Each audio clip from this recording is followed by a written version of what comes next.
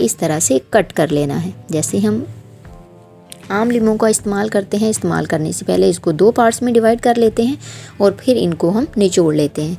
इस तरीके में भी हमने वही वाला तरीका अप्लाई करना है। इस तरह से मैंने तमाम लीमू को दरमियान से कट कर लिया है। अब आपने क्या करना है, चाय वाली एक छाननी उसी बाउल के ऊपर रखकर इन तमाम लीमू को अच्छी तरह से निचोड़ लेना है।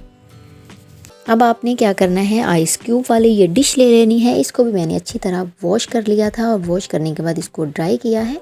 अब आप थोड़ा थोड़ा करके एक एक क्यूब के अंदर डालते जाएंगे। आप अपनी फैमिली के अकॉर्डिंग इसको डाल सकते हैं। अगर फैमिली छोटी है तो आप इनको आधा भर लें, अगर फैमिली थोड़ी बड़ी है तो आप क्या करें, इसको पूरी तरह भर लें। मेरी फैमिली थोड़ी छोटी है तो मैं इसको आधा आधा फिल कर रही हूँ।